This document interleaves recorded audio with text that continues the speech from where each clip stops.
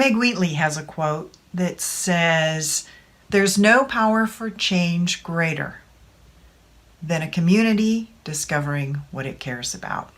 We're certainly seeing this throughout the globe today during this pandemic, where communities are figuring out what's really important to them, and they are doing what they need to do to change in order to facilitate what they care about, to bring that about.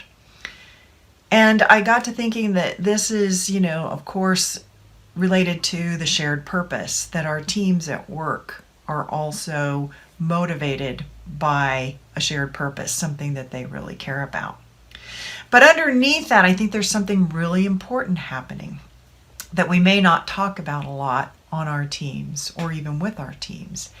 And that's the notion that in addition to the work that the team is doing as a group, there's also a lot of work that we're asking individuals to do. And by that, I don't mean task work, I mean inner work.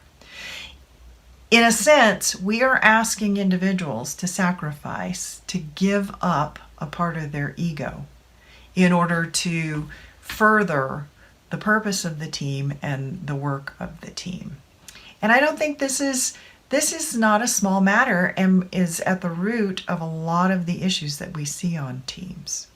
Now, sacrifice, of course, is a word that we hear in many different contexts, usually not related to work, but it comes from ancient words that have to do with making something holy or purifying something. And of course, we know the notion of a sacrifice where one thing is usually an animal or even food can be sacrificed to the gods. And so in this sense, something is given up for something greater. In the case of an individual, we're asking that individual to not only contribute their capabilities, but we're also asking them to sacrifice or to let go of their individual identity, and in other words, their ego, or at least a part of their ego, for the team's success. So things like individuals must give up an insistence that things be done their way, the way that they think it should be done. We have to give up our personal dislike, maybe, of other people that we work with to further the group work and to achieve the shared team purpose. We might have to give up making the team's work a priority instead of our own individual work. And we might have to give up judging and blaming others when things go wrong instead of admitting our own part of the mess. So no wonder working with teams can be fraught, and it can also be very difficult because we're forging a singular identity from many.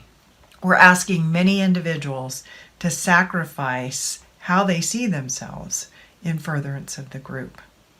Doing this requires a team leader to use a great deal of skill to forge that singular team identity from a collection of very different individuals.